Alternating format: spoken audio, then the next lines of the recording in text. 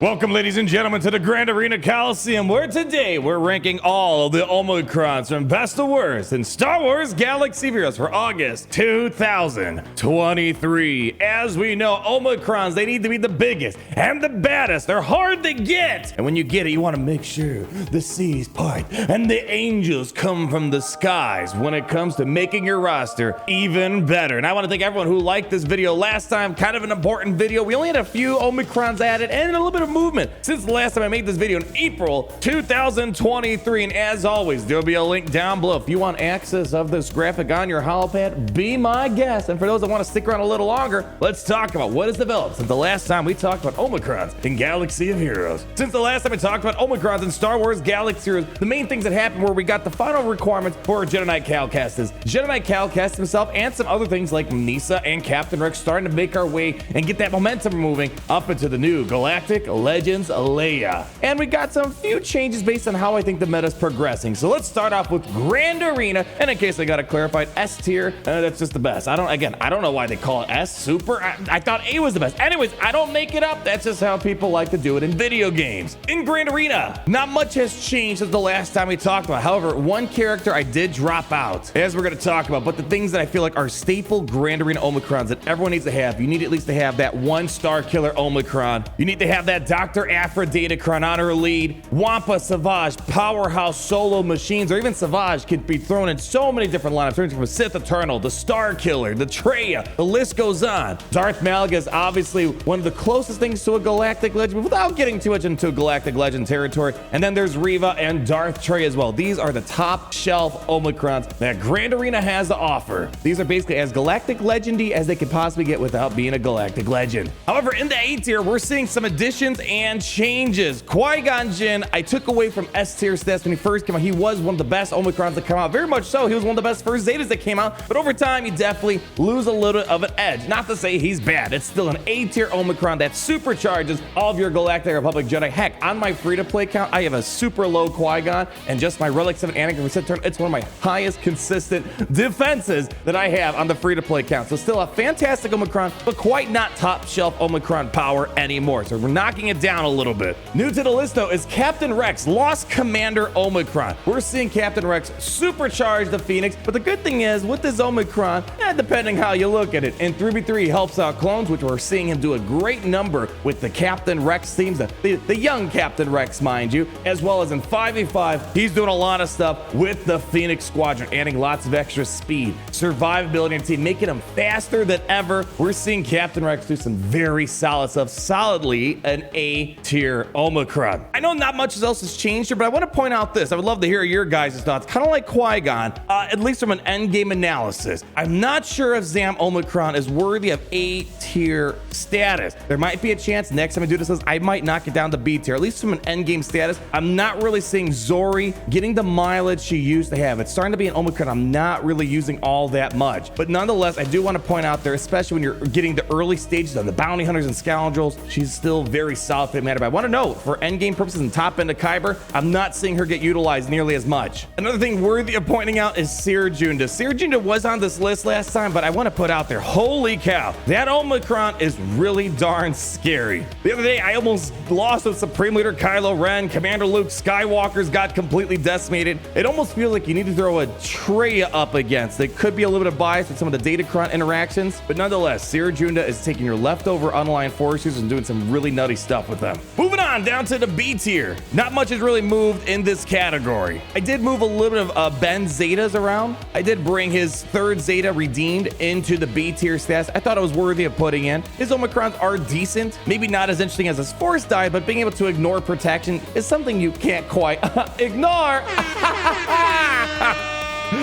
Okay, I'll see myself out the door. B tier Omicrons are still nice addition Omicrons. I think definitely the A and S tier are the ones you really need this hunt for. Make sure you get inside your inventory. But the B tier Omicrons definitely are nice supplemental additions to some characters that might need those extra little bits. It's a cherry on top type of thing that I definitely would like to have on my Omicron Sunday. Now let's talk about the C tier Omicrons that we got here. I did bump up Rose Teak a little bit with the rise of Zori taking over Galaxy Heroes. I think at this point the message is well spread. Zori is one of the most powerful non-legendary teams in the game. Really absurd. Rostico's Omicron is definitely getting a little bit of utilization with Zori. I don't think it's necessary, but it's one of those that it's kind of maybe not quite a cherry on top, maybe some sprinkles on top of the resistance team. So I did bump her up. Other additions we have on here is Saw Gerrera's Freedom Isn't Free. Man, definitely the most disappointing character for myself this year. I was really hoping for Saw Gerrera to be amazing. Couldn't get it. Threw on the Omicron. It's just that in general, Saw Gerrera's team with the Omicron feels like a C grade team at best. Imperial Troopers walk over at Wampa. Many other things, unfortunately. These are Omicrons I generally would say you could possibly just skip out on. You don't really need. Luminar Omicron, we talked about this actually a few days ago. It sucks that this is a character that I think could have gotten a little bit more love, but because her Omicron isn't tied to a lead or a unique ability, which she doesn't even have unique ability, it's really hard to get that Master's Healing Blessing Omicron. Definitely an Omicron I feel is a bit of a letdown. I wish was a little bit better. And then F tier Omicrons, not to say it's trash. I'm sure you could say it has a very minor use, but when you're looking at Omicrons, the last thing you want to do is an Omicron that maybe bolsters your roster by 0.0000001%. Yes, Krennic can maybe do something, but Krennic is nowhere involved in the meta, not really doing anything amazing. And same thing of BT and Trip. Yeah, they're all right for 3 Grand Arena when you need the Omicrons, but generally Afra gets the job done. You don't really need those Omicrons. Save your resources. I can assure you there are a lot higher value items on the list. Let's go back and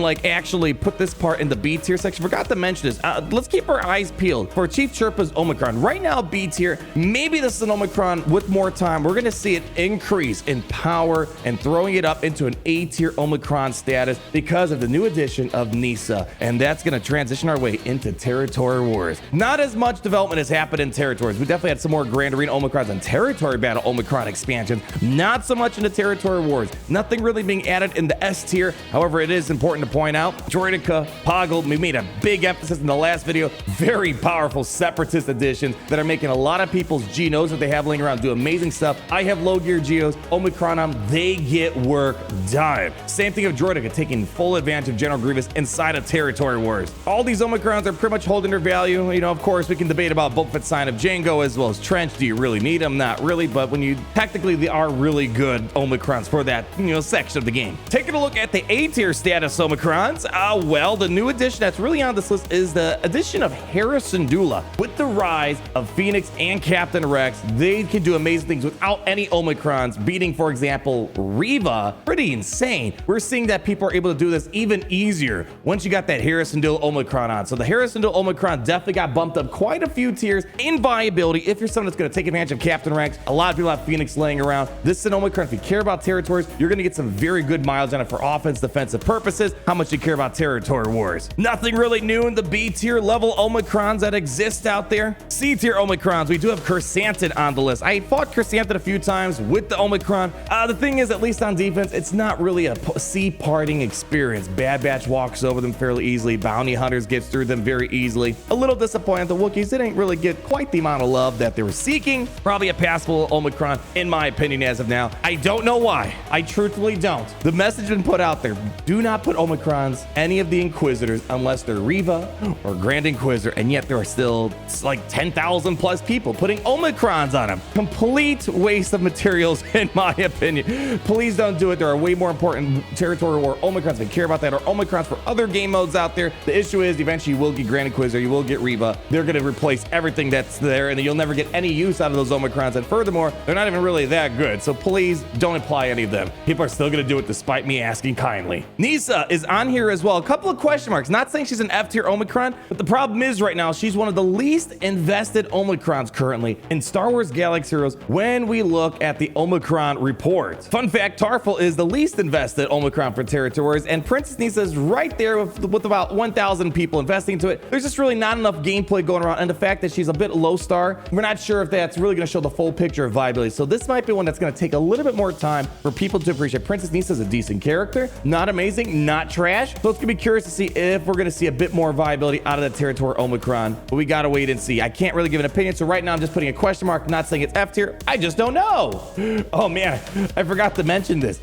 The least invested Omicron for Grand Arena, Saw Gerrera. Man, very disappointing. Even Revas and the BT Trip Omicrons have more investment. Really disappointing how Saw Gerrera just didn't get enough love, man.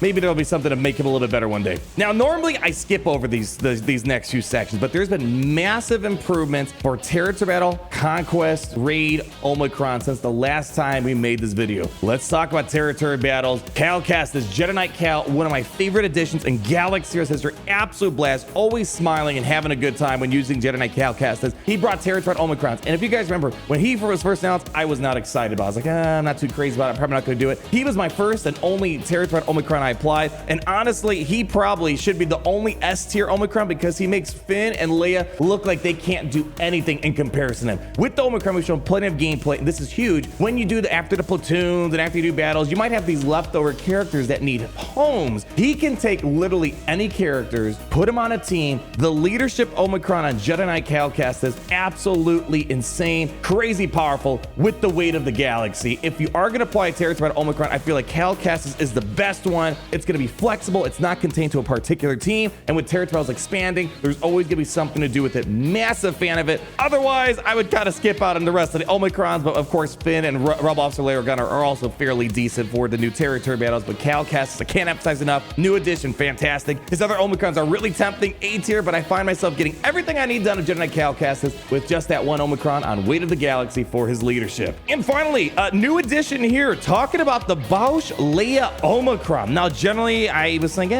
don't apply. It makes no sense for the Sith raid or anything like that, or the Challenge Rancor raid. But now with the Crate Dragon raid, a new addition since the last time I made this video, she has an amazing Omicron, taking advantage of HUD cartels and making 2 separate HUD cartel teams for maximum damage. With the Boushh Leia Omicron, you should be able to get 2.7 million damage easily with Cad Bane, Boba Fett, Greedo, and Chrysanthemum all required to build up the Jabba. Only question is, will the Crate Dragon raid still be one that we engage with once the new Endor raid comes later on this year? And that is my issue. Maybe the Endor raid will replace the Crate Dragon. This Omicron will be completely useless. My suspicion is we're going to be cycling through a variety of different raids, and this Leia Omicron will still be valuable, but the future's always in motion. We'll have to wait and see. But as it stands right now, if you're looking to get extra millions of damage for your guild, the Boushh Leia Omicron's fantastic. I have it applied. It makes a big difference. We're getting bigger scores, but is it going to be useful forever? We'll have to wait and see. And ladies and gentlemen, that's going to wrap it up for today with all the Omicrons ranked from best to worst in Star Wars Galaxy Heroes. A couple of interesting new additions, new content changing up the pace of things. And at the end of the day, remember that these Omicrons are incredibly important for moving your roster forward, and you want to invest in the game modes that you have most fun with, number one, and number two, investing in Omicrons that are going to truly get you that biggest bang per buck, and the characters are fundamentally different and help you reach goals that you never thought you could achieve. Leave that like down below. I always appreciate you guys coming out. Hopefully you find these lists helpful, and more importantly, as you're hitting that like and doing all that fun stuff, always remember how it's great to be